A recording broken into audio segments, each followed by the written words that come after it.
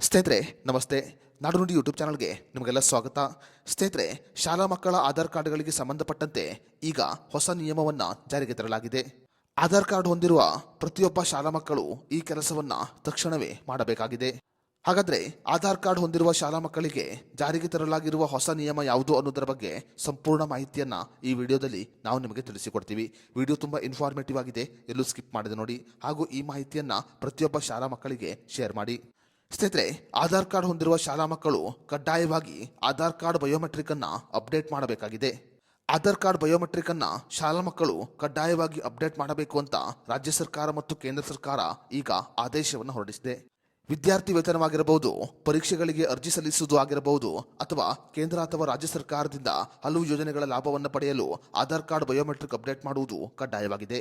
5 ವರ್ಷದಿಂದ 15 ವರ್ಷ ತಲುಪಿದ ಎಲ್ಲಾ ವಿದ್ಯಾರ್ಥಿಗಳು ತಮ್ಮ ಆಧಾರ್ ಕಾರ್ಡ್ ಬಯೋಮೆಟ್ರಿಕ್ ಅನ್ನ ಈಗ ಅಪ್ಡೇಟ್ ಮಾಡಿಕೊಳ್ಳಬೇಕು. ಆಧಾರ್ ಕಾರ್ಡ್ ಬಯೋಮೆಟ್ರಿಕ್ ಅಪ್ಡೇಟ್ ಮಾಡದೇ ಇದ್ದರೆ ಅವರು ಹಲವು ಸರ್ಕಾರಿ ಯೋಜನೆಯಿಂದ ವಂಚಿತರಾಗಬೇಕಾಗುತ್ತೆ. ಆನ್ಲೈನ್ ಮೂಲಕ ಅಥವಾ ಹತ್ತಿರದ ಸೇವಾ ಸಿಂಧು ಅಥವಾ CSC ಕೇಂದ್ರಗಳ ಮೂಲಕ ಮಕ್ಕಳು ತಮ್ಮ ಆಧಾರ್ ಕಾರ್ಡ್ ಬಯೋಮೆಟ್ರಿಕ್ ಅನ್ನ ಅಪ್ಡೇಟ್ ಮಾಡಬೇಕಾಗಿದೆ.